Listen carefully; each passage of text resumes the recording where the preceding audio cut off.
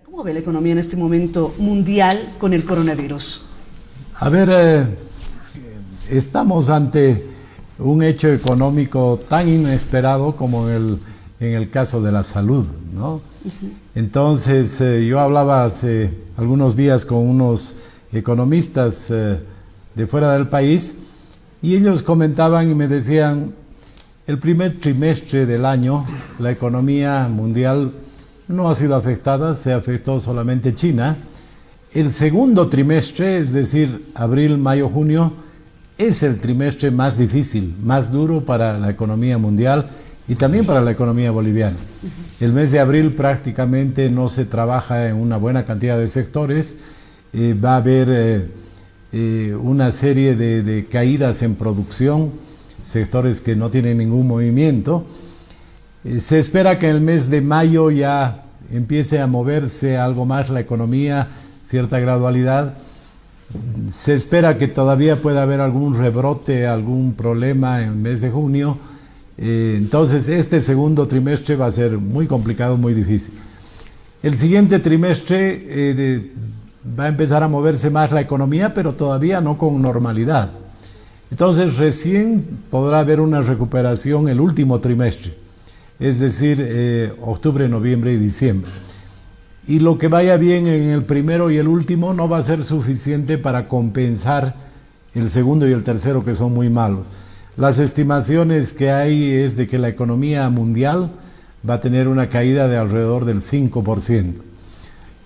Hay países, incluso vecinos como la Argentina, que van a caer más de 5%. Sin embargo, los organismos coinciden de que Bolivia va a tener una caída de alrededor del 3%. El Fondo Monetario dice 2.9%, el Banco Mundial 3.2%.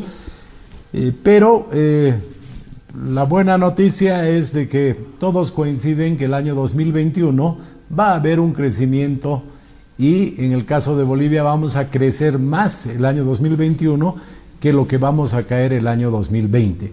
Entonces creo que es importante tener en cuenta que esta es una crisis temporal.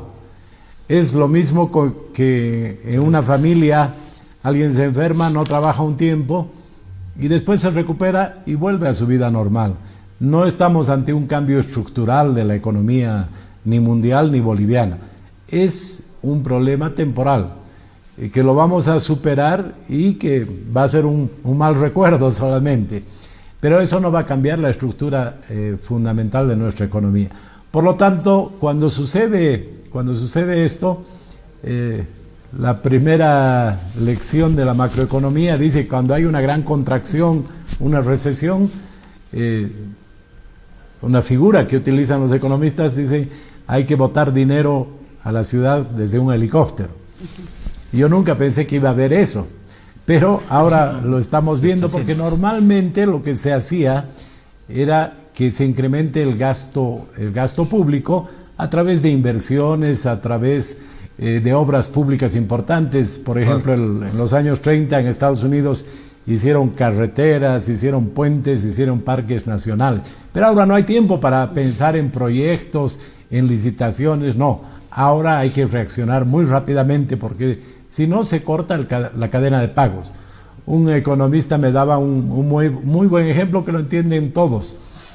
Hay un señor Juan Pérez, que trabaja y gana al día y va y compra de la tiendita de la esquina.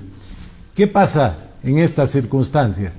No tiene ingresos, entonces podrá ir a la tiendita de la esquina y decirle, fíeme, deme crédito, anóteme. Y posiblemente le van a anotar una o dos veces.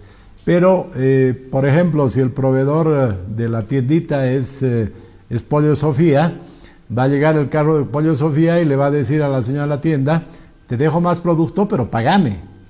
Le podrá dar crédito una vez, pero ya la segunda vez no le va a dejar producto si es que no paga.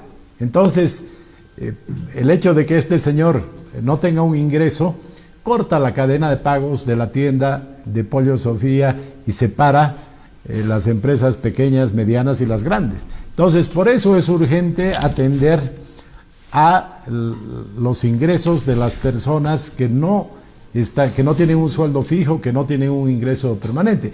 Si se le hace llegar un bono, ese señor va a poder ir a la tienda, va a poder pagar va a poder comprar y la cadena de pagos en la economía va a funcionar. Por eso es que el mecanismo de los bonos es el que hay que utilizar.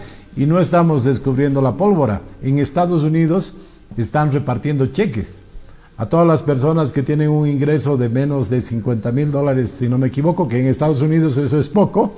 Le dan un cheque, le va a llegar un cheque con $1,000 y tantos para que esa persona también pueda ir y pueda comprar pollo y no rompa la cadena de pagos. Esa es la racionalidad de la economía en una situación como esta. ¿Qué es lo que ha hecho el gobierno? Yo he podido observar que viene este problema y lo que se necesitaba era dinero rápido. Entonces el Ministerio de Finanzas se ha prestado 7,000 millones de bolivianos, $1,000 millones del Banco Central. Yo lo veo como un crédito puente, porque no es un crédito a largo plazo. Claro. Pero el Ministerio de Finanzas tiene el dinero y está pagando los bonos. ¿Qué va a hacer? ¿Cómo va a financiar esta situación? El gobierno va a poder acudir a los organismos internacionales porque en este momento, en una crisis como la que estamos viviendo, hay financiamiento solidario. Todos los organismos financieros internacionales están prestando dinero, están prestando a todos los países.